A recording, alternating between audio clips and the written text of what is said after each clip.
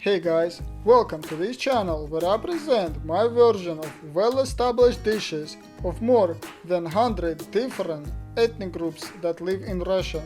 So if you like me, curious to discover new recipes with probably unexpected new flavors and blends, please join me into this journey. And today I'm going to make what could be called in the US as griddle cakes.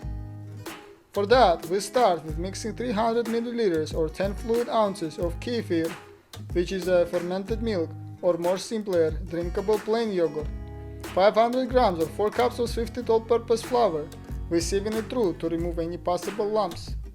Then we're just gonna mix this together using a spoon, and then with other hands until a cohesive dough forms.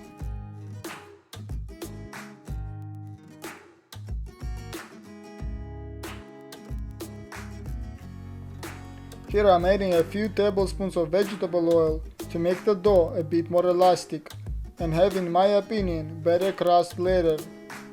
Then we're just going to keep kneading and adding more flour as necessary until it's not too sticky and not too dry for about 5 to 7 minutes. Enjoy the process, guys. Lose yourself in this very ritual. I just want to highlight the importance of positive energy and positive thoughts when you're cooking.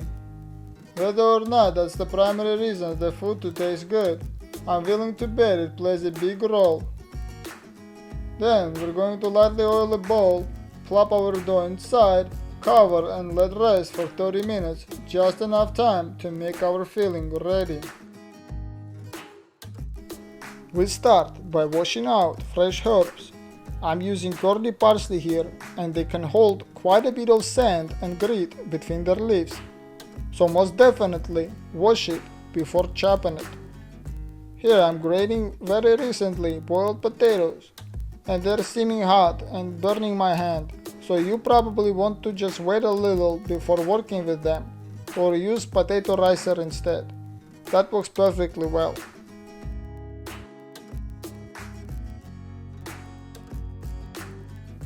Next, we're gonna shred the cheese. I went with a mild cheddar, but you can choose whatever kind you like. By the way, I know it makes life easier to buy pre-shredded cheese, especially when you press for time, but by that, we give up really good stuff. It is so worth the effort to grate your cheese at home. It tastes fresher and creamier, and you actually save your buck by buying a block of cheese. And what about free and spontaneous arm workout? Who doesn't like free workouts? Carry on mixing this whole affair together, and remember to keep your workspace clean at all times. Consistently try the food while you are making it. This rule is so easy to follow. Build your palate by engaging your taste receptors. So here I'm going to add some salt, and if you wonder why, well, of course, to enhance the flavors.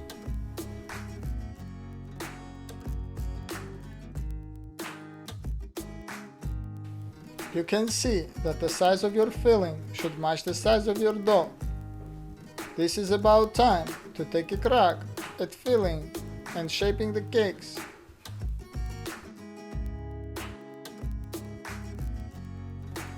Firstly, we begin by rolling out the dough to divide it into the same size balls. I'm getting 9 here. I eyeballed this, but I suppose using a kitchen scale is a better option. Watch closely, cause to my thinking, this is most entertaining part. We pinch a dough and place the same size filling ball right in the center. Then we're going to close this up by gently pulling edges and sealing it jointly. Press it with the heel of your hand and bring into play your rolling pin to form a nice circle.